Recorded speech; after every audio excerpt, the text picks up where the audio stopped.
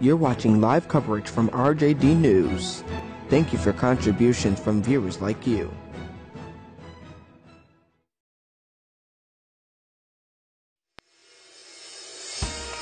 Breaking news this morning: a shooting in an Walmart in El Paso, Texas, left 20 people dead and 40 more injured this morning.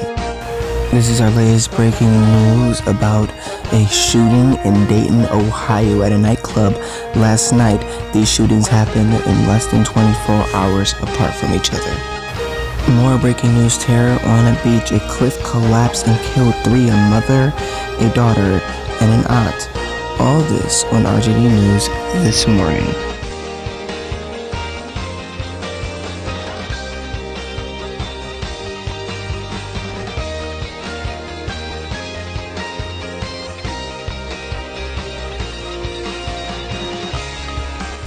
Good morning, Buffalo and the world. I'm RJD James with the RJD James Day channel.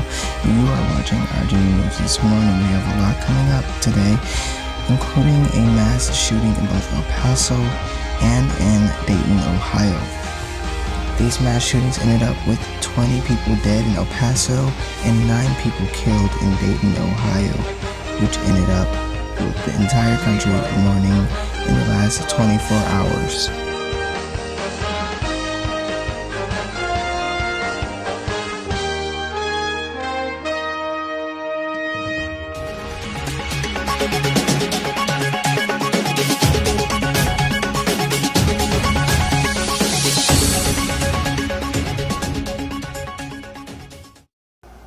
Good morning. Recent breaking news this morning is a shooting in Dayton, Ohio, which left 9 killed and 27 injured. We are definitely saddened about Dayton, Ohio's mass shooting, and it's right after a shooting in El Paso, Texas, which left 20 killed. We went to sleep knowing that 20 people died last night, and then we woke up this morning knowing that 9 died this morning. What are you guys doing out here this afternoon? Okay, so the Bellbrook Police Department assisted Dayton PD and Dayton FBI agents with the execution of the search warrant. So Bellbrook units were here to help facilitate the execution of that search warrant. What connection does this have to the shooting? This is connected to the events that happened in downtown Dayton early this morning. Is this the confirmed address of the suspect? I'm not going to give you the address, but we're close to where that is, yes. The suspect lives on this street? Yes. What exactly are police looking for? Well, I don't know. That Dayton PD was here. They were assuming they were just collecting evidence they thought might be germane to the ongoing investigation of the shooting. Is it the FBI taking the lead on that search warrant, or do you know if it was? I don't know that. Okay. What evidence are you looking for? I don't know. I'm assuming that they're looking for anything that's connected to what had happened earlier in the day. They had to call in the bomb squad or anything for any hazardous material, anything explosive like? I think they cleared the house and a few of the vehicles that were here. So whether the bomb squad was here in some regard, I know they took due regard in making sure that everything was safe when they went in there. Who all lived, or how many people lived in the house that you guys are searching? I'm not entirely sure. At least 3 or 4. It's a family. Family. Any idea what they've removed so far from the house generally?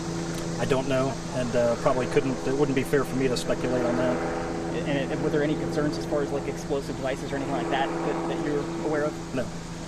Were there a range of weapons that you guys have gotten from the scene, or? I don't know what was collected or taken from the house, so that would be a question to ask Dayton PD or the FBI. So when did they begin searching?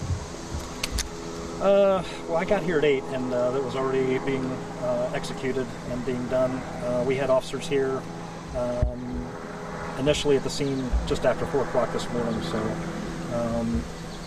I think they were, it was sometime around 6 o'clock when this was, they got entry into the house. Is this search still ongoing at this point? Everybody that was involved in the investigative part of the search has left the scene.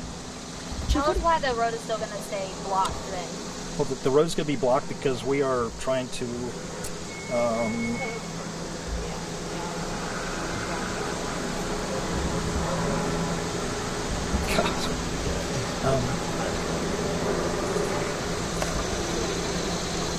we're just trying to give the family respect. Why is There's this a lot hard, of Chief? neighbors out and sort of like, I guess, we're out here looking, they're out here It's looking. it's just difficult because it's a tragedy. So Obviously, you guys have dealt with search warrants. That's not something new for your department. no, But a search warrant related to a search with a mass shooting, that I'm assuming something your department has not been through.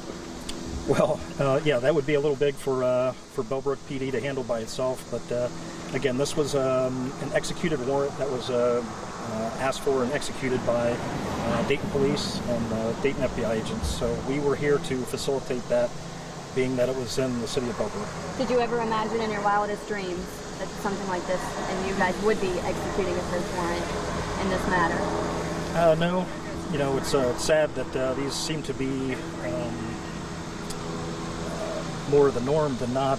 So it's things that we train for as far as the active shooters. We train for those kind of things, but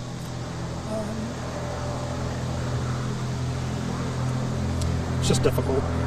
What would you say to the residents of Bellbrook, the other residents of Bellbrook, not just on the street, but in the entire city? Yeah, everybody, the Bellbrook is a safe place to be. Nothing's changed. We're here. Here at the scene, everything here is safe and secure. Nobody has anything to worry about. If anybody has any questions or concerns, they're welcome to call us, and we'll handle that as an on-call basis. But everything's good. Were there any other federal agents involved in this search other than the FBI? FBI is the only one I know. Chief, what would you say the neighbors on this street have been dealing with this news? I mean, this has got to be disturbing for them. I've talked to the neighbors. I gathered them up and talked to them. So, yeah, it's hard. Besides just talking to them and making sure they're doing okay, I know you mentioned that earlier, are they being interviewed? They haven't been interviewed, and we're going to secure the street behind us to give them the respect and the peace that they actually requested, and we would provide that for them. Have you had any past calls or anything with this man that was involved in this? No, Chief, nothing. Chief, do you know the family? I don't know them personally, no. But do you know some of the neighbors here? Is that why this is tough for you personally? I know a few of the neighbors, yes. So it's tough. Any idea why the Oregon district? I don't know. I don't know any connections as to that to here. I don't know specifics. I don't know any of the storylines or the plots, so I can't answer to anything like that. How much of an area does Bellbrook cover? Bellbrook's actually, it's 3 square miles. We have about 7,000 residents, and it's a very small town friendly, so everything that impacts us has a potential for it to be have a strong impact on us, on all of us. So the degrees of separation are probably small. Very small, yep. Everybody knows everybody else, and so yeah, it's difficult. Is there anything in your mind you can compare this kind of thing to just what happened in Dayton last night and having it come down in your backyard like this? Well, two very different scenes. What Dayton PD is dealing with, and this was clearly just an execution of a search warrant. There wasn't, the traumatic impact that they're dealing with there. So it's very different. Chief, what was your first name? I'm sorry, I missed that. Doug. Anything else? Good. So we're going to have this street closed. If you guys are welcome to shoot here, as long as you're like off the road, and but out of deference to the family and the neighbors down there. You got Constitution here now. Yeah. You know how long it will be. More details come out about this mass shooting at a Walmart in El Paso, Texas, which left 20 dead and 40 more injured.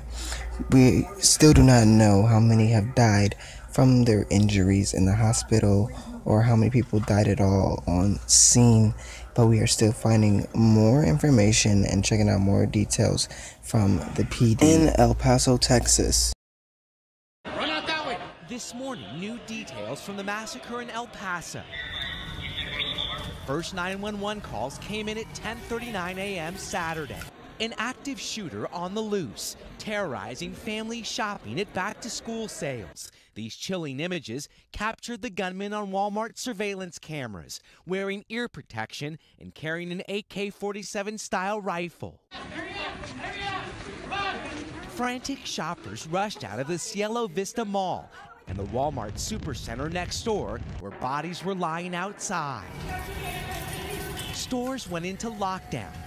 This JCPenney employee began directing people to safety. This guy from this side, you guys have to run down. The shooter's that way? He's over here in the other. Paralyzed by fear, others hiding under furniture. 10:45 a.m., 6 minutes after those first 911 calls, first responders were on scene securing the area. 11:06 a.m., the suspect, 21-year-old Patrick Crucius, was arrested. Police say he surrendered without incident and was the lone gunman. Investigators say hate may have been the motive. In all, at least 20 people were killed, dozens more injured. The victims range in age from 2 to 82 years old. The wounded, bloodied and dazed, were triaged at the scene, some using shopping carts to transport victims. Survivors shared their terrifying tales. The shots were going do, do, do, do, do. And then he was like, is that gunshots? I said yes. People were running inside saying there was a shooter. I've never been so scared in my life. In the chaos, Glenn Oakley tried to scoop up several kids that got separated from their parents. I'm in the military, so when I hear gunshots, I just think take cover, save whoever I can, but I was just so worried about those kids, man. Hundreds answered the city's calls for blood donations. Lines stretched for blocks. Upon hearing the news, Democratic presidential candidate and former El Paso Congressman Beto O'Rourke struggled to contain his emotion. I am incredibly saddened, and it is very hard to think about this. A local school was set up as a reunification site, but hours later, people were still looking for loved ones. All I want to do is find my mom. Somebody needs to tell me where she is. I want to know if she's dead or alive, or if she's still in Walmart. Overnight, as the city of El Paso was still reeling, the governor called for unity. Crimes like this are not who or what Texas is and will not be accepted here. This morning, locals grappling with the tragedy. They take our peace from us. The security. We don't have that anymore. As El Paso comes together after being marred by another mass shooting. A deadly cliff collapsed in Southern California on a beach, which killed a mother, daughter, and a aunt. 3 people were killed while others were injured. It happened without warning. This is a very, very tragic event that we're all dealing with today. No one woke up thinking this would happen. An oceanfront bluff suddenly collapsing on the beach in Encinitas, California, killing 3 people and injuring 2 others. It's just horrifying that the people underneath were there in the wrong moment. Beach chairs, surfboards, and shoes left behind as people rush to escape the crumbling hillside. Everybody goes down on the beach every day, and I saw people crying because they're like, well, I was just down there 10 minutes. Officials on the scene within 4 minutes. We have 3 immediate patients. We can use the manpower down here. We still have 1 trapped. Closing part of a major freeway to land a life flight helicopter for the critically injured. 1 woman died on the beach. 2 others succumbed to their injuries at the hospital. This material is very, very heavy. You can't move it unless you have heavy equipment. Heavy equipment was brought in to meticulously dig through debris, stacking 10 feet tall. The search for additional victims called off as night fell and the tide rose. Conditions too dangerous to continue. A second collapse feared. We see bluff collapses are fairly common. Probably, I'm going to say, I'll guess 4 to 8 per year. Nothing of this magnitude, but we have had some in the past. Officials calling this a naturally occurring event. You heard it there. 4 to 8 of these types of collapses happen a year, but usually they're not this large in scale. Beachgoers are warned daily by lifeguards to stay a safe distance from the bluffs. Authorities reminding people that safe distance is 25 to 40 feet. Thank you for joining us on this episode of RJD News this morning. We'll give you some updates later on today, continuing throughout the week as well on the investigations of both mass shootings. Thank you for joining us today on RJD News this morning.